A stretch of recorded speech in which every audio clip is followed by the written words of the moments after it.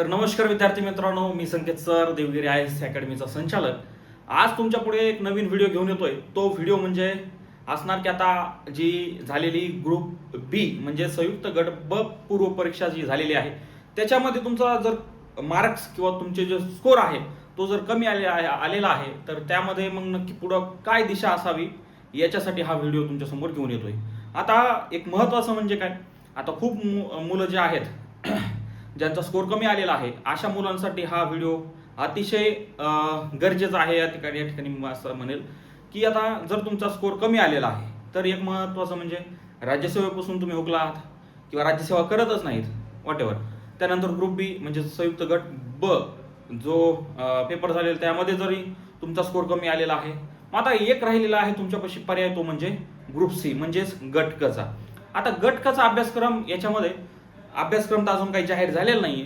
तो लवकरच या महिन्याच्या शेवटपर्यंत किंवा पुढच्या आठवड्याच्या पहिल्या आठवड्यापर्यंत हा सगळा परीक्षा योजना येण्याची दाट शक्यता आहे आणि तो 100% येणारच असं म्हणलं तरी काय हरकत नाही. त्यानंतर मग ऍड मला वाटत नाही की एक हप्तापेक्षा जास्त ती कालावधी लोटेल. ज्यावेळेस परीक्षा योजना येईल त्याच्या एक आठवड्यानंतर लगेच मला वाटतं ऍड देखील येईल आणि या ऍडसाठी जवळजवळ मला वाटतं की सप्टेंबर-ऑक्टोबर पर्यंत हा याचा पेपर होऊन जाण्याची शक्यता आहे. याची हेच महत्त्वाचं नसून याच्यात एक महत्त्वाची अजून गोष्ट आहे की ही जी काही ग्रुप सी म्हणजेच गट क ची जी ऍड आहे ती आहे 10,000 प्लस. काही जण तर 15,000चा पण आकडा बोलतात, पण 10,000 किंवा 15,000 जरी सोडलं आणि जर 5,000 जरी तुम्ही कन्सिडर केलं किंवा समजलं तरीही 5,000 मध्ये देखील तुम्हाला ती जागा मिळू शकेल. कारण आता 5,000 देखील जागा हा खूप मोठ्या आहेत. ठीक आहे, आता एक आपल्याला वाटतं की समजा राज्यसेवा असो कंबाईन असो या परीक्षेला 2-3 लाख आले फॉर्म, 4 लाख आले फॉर्म. आता हे फॉर्म जे आलेले आहेत ही कॉम्पिटिशन नाहीये, हे फॉर्म आलेले आहेत. ठीक आहे, आणि कॉम्पिटिशन जे आहे ते ऍक्च्युअल मध्ये खूप स्ट्रगलने करणारे, खूप बिना मोबाईल बाजूला ठेवून फक्त अभ्यास करणारे जर म्हणलं आणि तर हे सगळ्या मॉब मधून फक्त 20 ते 30,000 पर्यंत मॉब आहे. हार्डली 50,000 पर्यंत सगळा मॉब मानता येईल की जो अभ्यास करतो आहे. म्हणून तुम्हाला हे 50,000ची जी काही स्पर्धा आहे किंवा 20,000ची जरी तगडी स्पर्धा असेल त्यामधून 5,000 जागा जरी आल्या तरी तुम्हाला ती तुमचं कर्तृत्व सिद्ध करण्यासाठी एक खूप मोठा चान्स आहे किंवा मी एक सोनेरी चान्स आहे असं देखील त्या ठिकाणी मी म्हणेल. बघा, आता हे ग्रुप सी म्हणजेच गट क.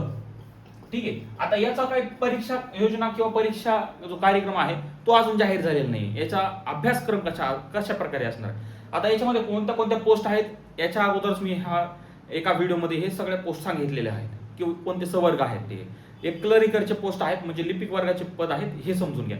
आता एक महत्वाचं म्हणजे काय, आता हा जो काही अभ्यासक्रम आहे याच्यासोबतच जो काही मुंबई शरीफ किंवा बिलीफ किंवा लिपिक हे जो काही ऍड पडलेले आहे त्याच्यामध्ये 20 जागा समथिंग आहेत.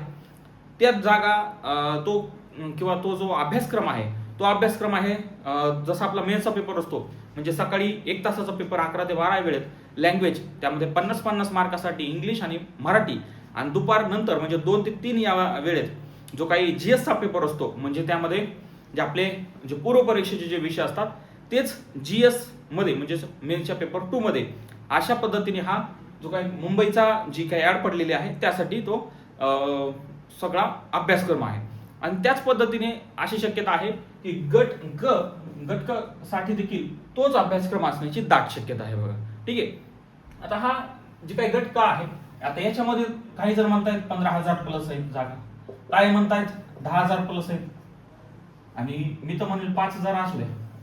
ठीक आहे, तुम्ही तुमचं कर्तृत्व सिद्ध करण्यासाठी हा खूप गोल्डन चान्स मोठा आहे तुमच्यासाठी.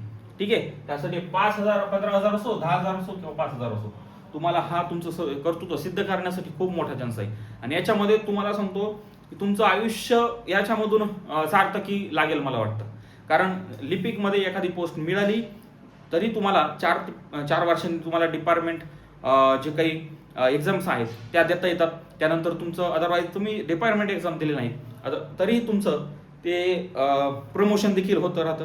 त्यासाठी काही न करण्यापेक्षा एक क्लर्क एक चांगली पोस्ट आहे, याला कोणी कमी समजू नये. आता काही जण असतात बघा, क्लर्क म्हणजे काय, पात्रता आहे त्याची, असं काय त्याचं काय, त्यासाठी कधीही कोणत्या पदाची तुलना होत नसते. कारण शिपाई आणि DYSP म्हणजे क्लास 1 किंवा डेप्युटी कलेक्टर याची तुलना कधीही होऊ शकत नाही. ठीक आहे, आपापल्या जागी सगळे चांगलेच आहेत असं म्हणून चालायचं. कधी अहंकार गर्व मनामध्ये ठेवायचा नाही.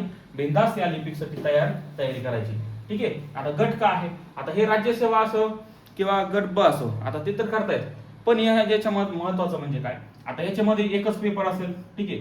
आता पेपर 1 जो असेल लँग्वेजचा. ठीक आहे. आता आणि पेपर 2, आता पेपर 2 कोणता असणार आहे, समजा आपल्याला साहजिकच जीएस चा असणार आहे.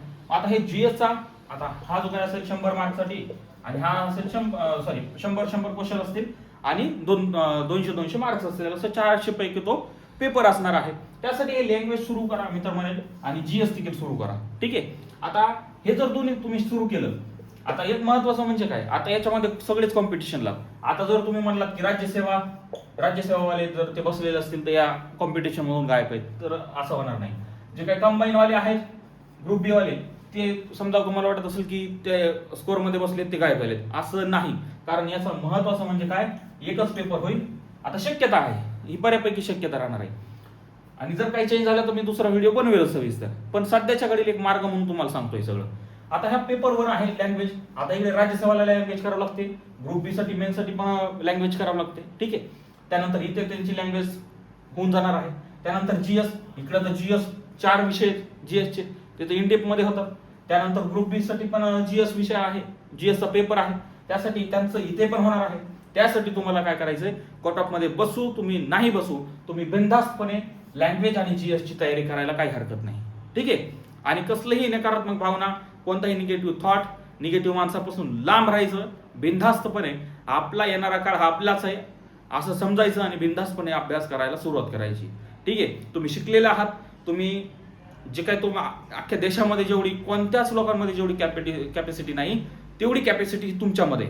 कारण 600 पानांचं पुस्तक वाचण्याची धमक ही फक्त एमपीएससी करणाऱ्या मुलांमध्येच आहे.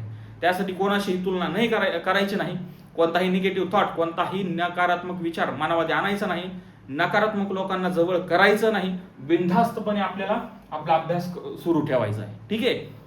आणि एवढं नक्की की तुम्हाला या येणाऱ्या ॲडमध्ये नक्कीच तुम्हाला हे जर तुम्ही व्यवस्थित केलं तर माझ्या मते तुम्हाला नक्कीच ती लिपिक वर्गाची एखादी पोस्ट ही नक्कीच मिळून जाईल. ठीक आहे. आणि ठीक आहे, तुमचं राज्यसेवाचं एम आहे किंवा तुमचं कंबाईन ग्रुप बीचं पीएसआय आहे, एसटी आहे, एम आहे, ठीक आहे ना, लिपिक घ्या ना.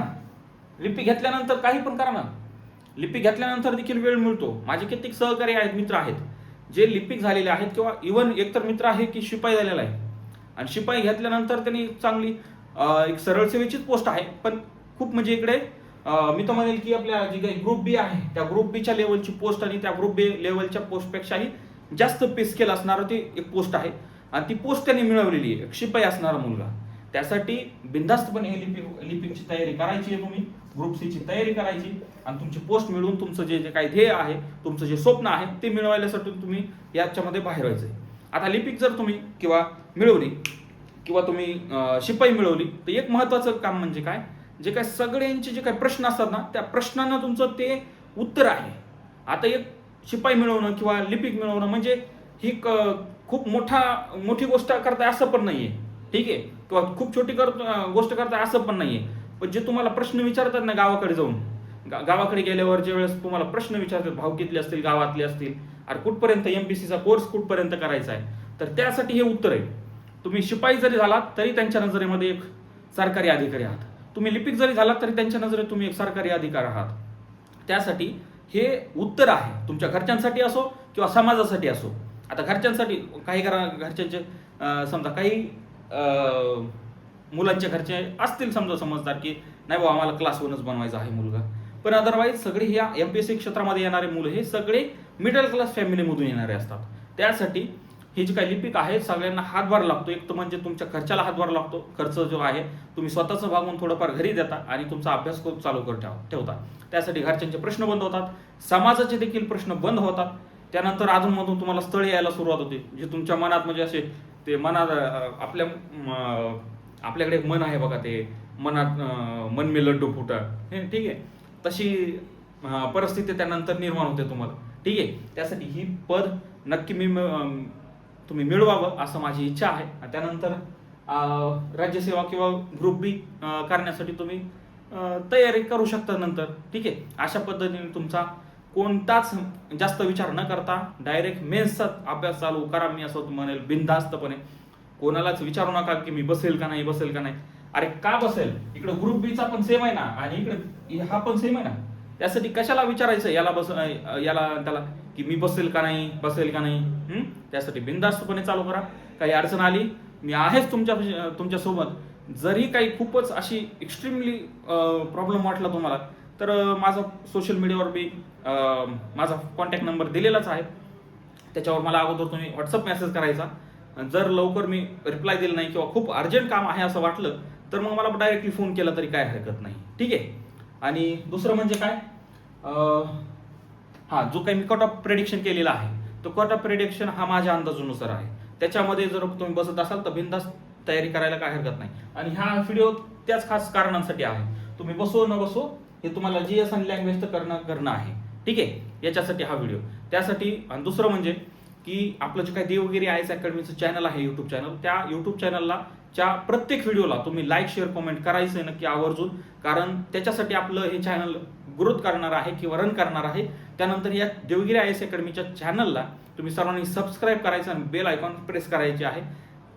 कारण हे जे काही मी सगळे व्हिडिओ बनवत आहे ते व्हिडिओ एक ऊर्जा मिळेल व्हिडिओला. आणि हे जे काही अल्गोरिदम सेट झाल्यानंतर एक सपोर्ट मिळाल्यानंतर हे अजून आपलं वाढत जाईल आणि तुमच्या पुढे अजून क्वालिटीचे व्हिडिओ मी आणण्याचा नक्कीच प्रयत्न करेल. थँक्यू.